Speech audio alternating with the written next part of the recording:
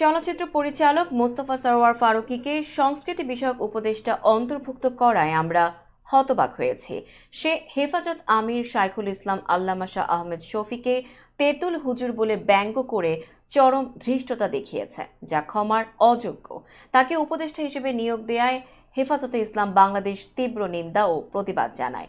সোমবার 11 নভেম্বর ইসলামী এই দলটি ঢাকা মহানগর সভাপতি মাওলানা জুনায়েদ আল হাবিব ও সাধারণ সম্পাদক মাওলানা মামুনুল হক গণমাধ্যমকে পাঠানো এক বিবৃতিতে এই নিন্দা ও প্রতিবাদ জানান। বিবৃতিতে বলা হয়, বিগত সরকার মুজিববাদকে পুঁজি করে একটি ফ্যাসিস্ট শাসন ব্যবস্থা প্রতিষ্ঠা করেছিল। ছাত্র জনতার গণ অভ্যুত্থানের মাধ্যমে সেই জালেম শাসক গোষ্ঠীর পতন নিশ্চিত হয়। মোস্তফা সরোয়ার ফারুকী সহ একাধিক উপদেষ্টা সেই পতিত আওয়ামী সরকারের দোসর।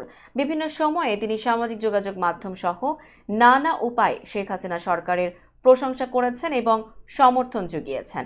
এছাড়া সজীব ওয়াজেদ জয়ের ঘনিষ্ঠ সাবেক তথ্য প্রযুক্তি মন্ত্রী জুনায়েদ আহমেদ পলক সহ ফ্যাসিস্ট সরকারের একাধিক নেতার ঘনিষ্ঠ ছিলেন ফারুকী। তিনি গণ অভ্যুত্থানের পর সেই শাসনের প্রতীক সংস্কারের পক্ষে আওয়াজ তুলে এক প্রকার ফ্যাসিবাদীদের পক্ষে নিজের অবস্থান পরিষ্কারভাবে জানিয়ে দেন, যা দেশবাসীর দৃষ্টিতে সম্পূর্ণ অগ্রহণযোগ্য।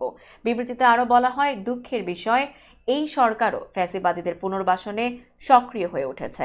যারা আমাদের ভাইদের হত্যা করেছিল তাদের বিচার এখনো হয়নি। এর বদলে তারা আওয়ামী ফ্যাসিবাদকে পুনর্বাসনের চেষ্টা চালাচ্ছে।